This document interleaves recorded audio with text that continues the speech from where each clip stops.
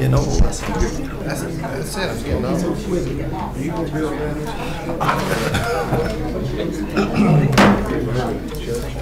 we'd like to call this regular board meeting for September the 13th to order, and our first order of business will be a moment of silence.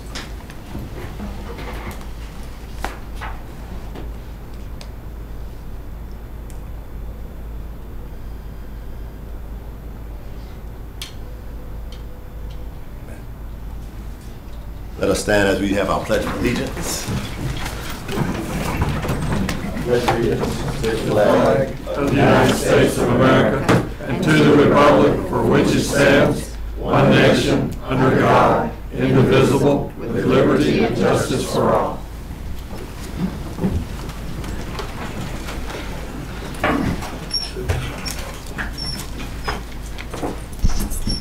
Good evening to all of you that are here on this evening. We're glad to have you with us. We want to recognize Miss Emily Grimes with us and Alexis from the Sanford Herald. We also have Commissioner, what is your name again? Charlie Parks. Yeah, that's right, Charlie Parks. Good to have you with us, and Mrs. Parks with us on tonight. Commissioner Hayes here, and all the rest of you dignitaries that are out here. We thank you for being with us on tonight. We do have two for public comments on this evening. And public comments are 3 minutes. I'm going to ask that our attorney, Mr. Love, would serve as our timekeeper on tonight. And our first person is Miss Josie. Yes. Josie Womble.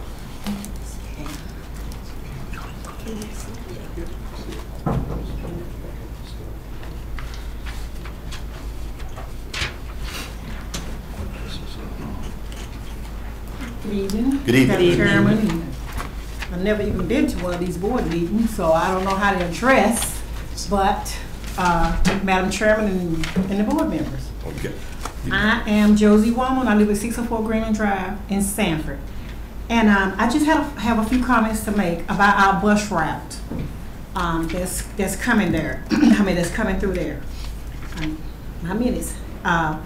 You talk about cutbacks and saving gas. It's a problem with the bus, why they're not coming through on Greenland Drive anymore. Okay, I know it costs a lot and everybody's trying to cut back and save money because gas has gone up. But the way that our street is made, it would cost a bit more to go around that circle and pick up those kids like the bus been doing than for them to stop and turn and go on the other street, because our house is just a circle, and whether you know it or not, we really care about our kids. I mean, my children are grown up too, probably like yours, but we're raising our grandchildren, and they're not in high school, they're in middle school.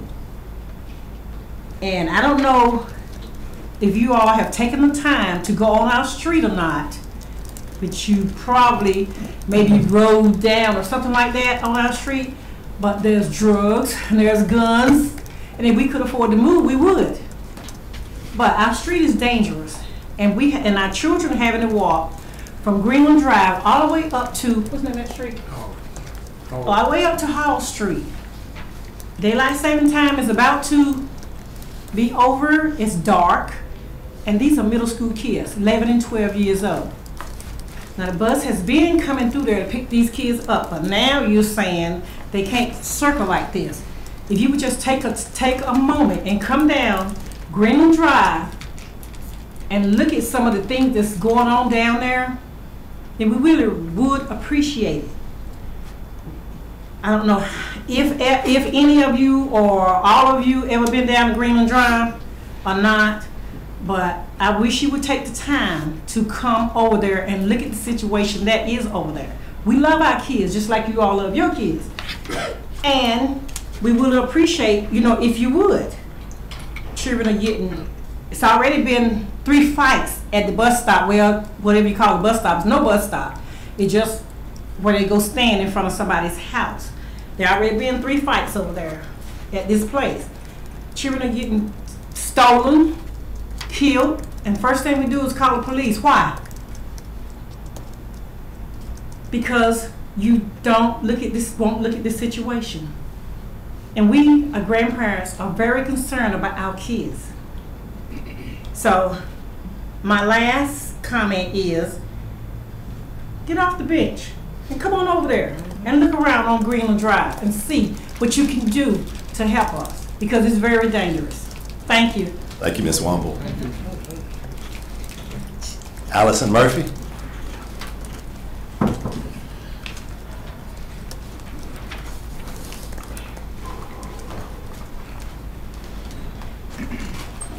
I'd like to address everyone, Chairman, the board, everyone. My name is Allison Murphy.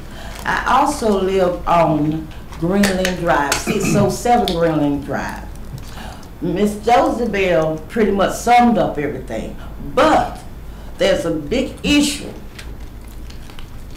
The gentleman here, he knows about our neighborhood, about the drugs,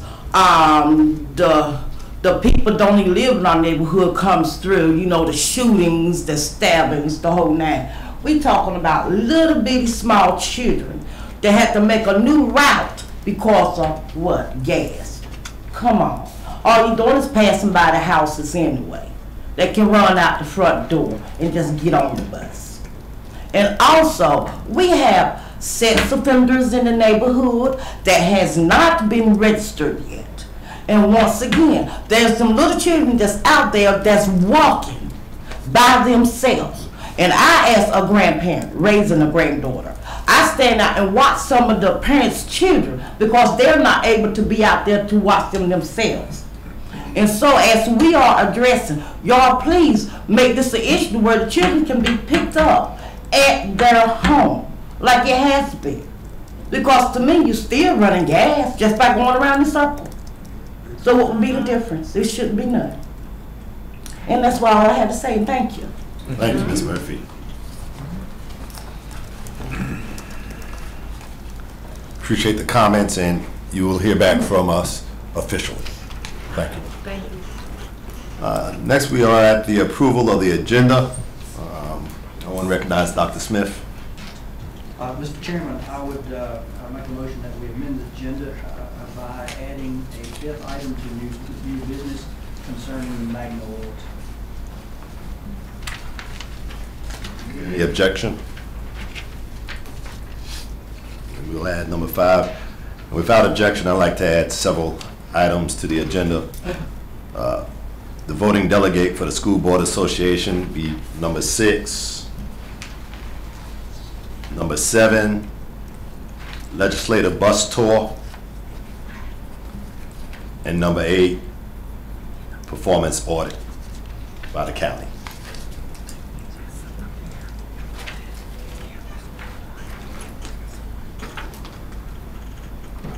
Any other additions to the agenda? Then I would entertain a motion for the acceptance of the agenda as amended. Mr. Chairman, I move that the agenda be approved as amended. Been moved and properly second. Heard the motion. Any questions? All in favor, let it be known by saying aye. Aye. Opposed have the same sign. Entertain a motion for the approval of the minutes from August the 9th, August the 23rd, and September the 6th. Mr. Chairman, I make a motion to approve the minutes from 8/9/2011, 8/23/2011, 9/6/2011. Thank you, Ms. Shaw. Second. Thank you, Mr. Tedman. It's been moved and properly seconded. Any discussion?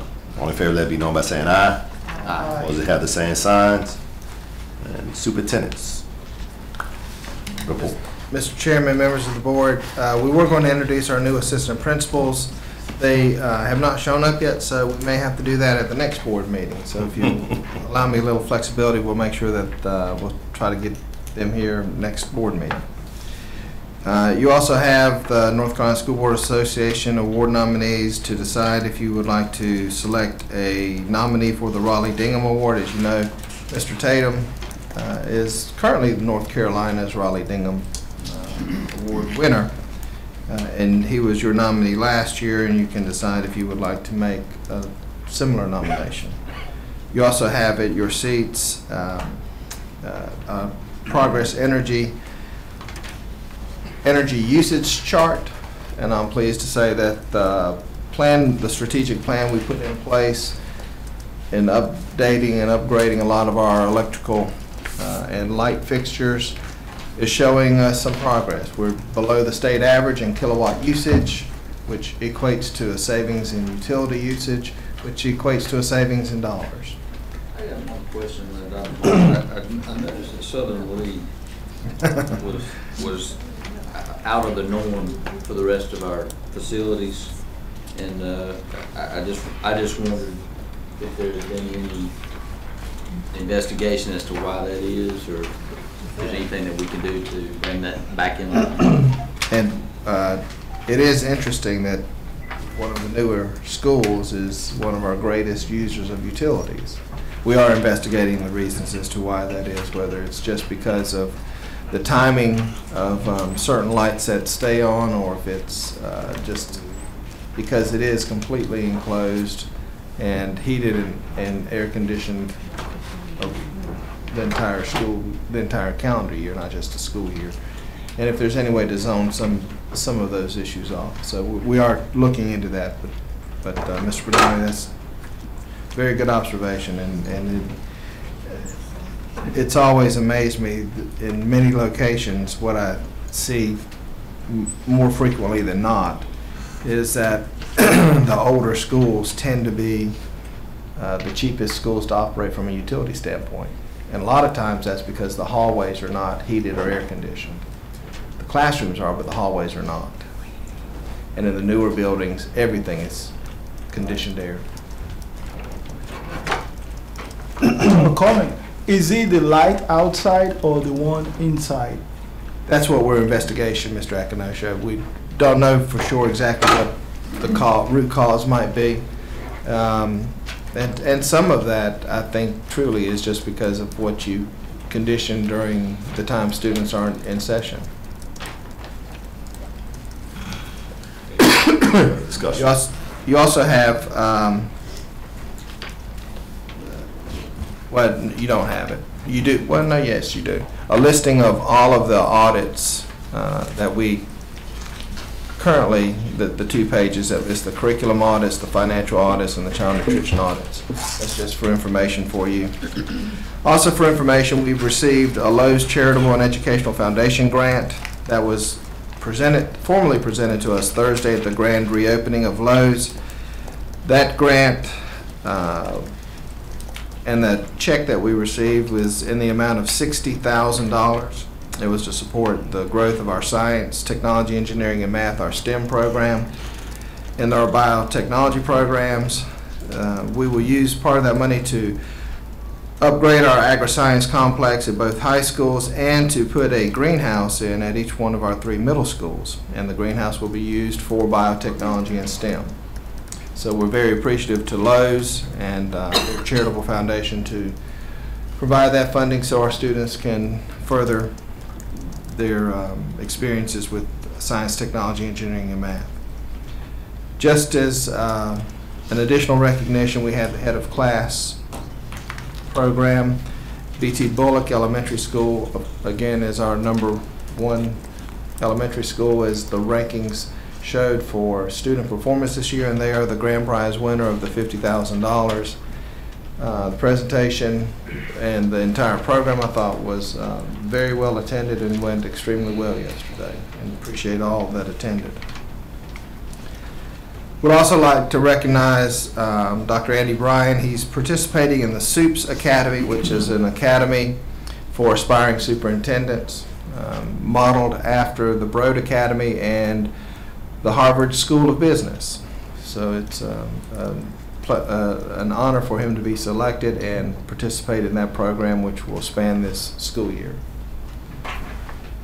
And just as an update, have made it to the next level of the Broad Academy, and will be leaving this weekend to do interview sessions in Los Angeles, paid for by the Broad Academy, not by Lee County Schools or any other funding. It's completely paid for by the foundation, And then after that weekend, we'll see what happens. But I do consider it an honor to be recognized and to have made it this far when you look at the quality of applicants from across the United States that strive to get into that academy each academic year. Mr. Chairman, that's all I have. Thank you. Again, I want to commend and say our hats off to BT Bullock for a job well done as being ahead of class participants. Is the Soups Academy an academy that is local, and is it one that people apply for? How do you get involved in Soups? You have to apply and be selected. It is not local. I think the academy that Dr. Bryan will be participating in is going to be conducted in Richmond, Virginia. They conduct them, I think, in 4 locations across the United States, and that's about all I know of it. Dr. Bryan can give you some additional information if you'd like it. Thank you, sir. Right. Mr. Chairman, I got Yes, sir. Dr. Moss, I received a couple calls from some parents about our computers, and I understand that they're not getting taken home. Could you explain what's... Sure. They're not headed home yet. We will be sending them home at the elementary grades. Lee Early College went home last year, and they're going home this year. The middle school, we still have a few issues with care, I guess is the right way to put it. The maintenance on the ones at the middle school and the damage that we had last year far exceed what we expected. So as soon as we do some more training with our students and staff on the care of the machines and get our repairs back into something that is manageable, we'll send those home at the middle school as well. The issue at the elementary grades is one of the image that's on the machine, and as soon as we get those images updated to where they will operate outside of the school environment, then we'll send those home with elementary students. But do I understand correctly, the insurance covers them taking them home? Well, the insurance covers accidental damage.